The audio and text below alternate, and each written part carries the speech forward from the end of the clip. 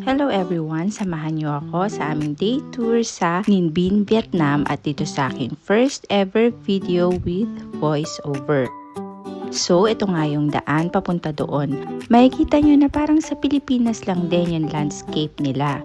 Nag-rent kami ng sasakyan which cost 2.1 million dong galing ng Hanoi. Nasa 2.5 hours yung naging biyahe namin.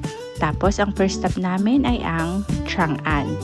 Isa itong UNESCO Heritage Site at para ma-explore ang buong lugar na to, kailangang mag-boat ride ng around 3 hours. Ayan, makikita nyo dito ang mga rock formations na kagaya sa Halong Bay. Kaya naman, tinatawag rin itong Halong Bay on land. Isa sa mga iconic spots dyan ay itong pagoda na to. Ang ganda niyan, kaya lang medyo mahirap nga lang makakuha ng magandang photo.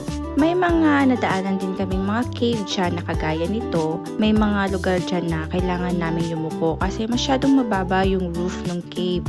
Ayan, panoorin natin kung gaano kaganda yung bumungad sa amin pagtabas namin ng cave. O, diba? Ang ganda. Marami ang mga stops, yan, kagaya niyan.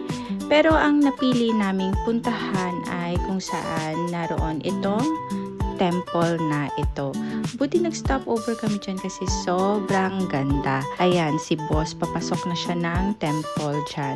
At sa loob, ganyan yung itsura. Sobrang ganda.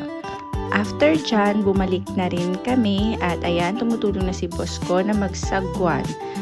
Nadaanan din namin itong lugar na to. Well, dito daw shoot yung movie na King Kong. Pagkatapos dyan, pumunta kami sa Huang Mua or Mua Cave. Hindi na ako masyado nakapag-explore dyan kasi medyo pagod na ako. Tsaka ang pinunta ko naman talaga dyan ay itong Lotus Pond. So, sakto, it was July, so blooming season ng lotus. Kita nyo naman, ganyan yung sitwasyon, but luckily, nakahanap kami ng ganitong spot na kaming dalawa lang yung nakikita. After that, merong kailangang akyatin. Pero yan, dahil sobrang taas niyan, si boss na lang yung umakyat dyan. Sabi ko sa kanya, sige, basta kuhanan mo lang ng video and picture yung sarili mo para may maipost ako. So, eto na nga. Hehe, bye!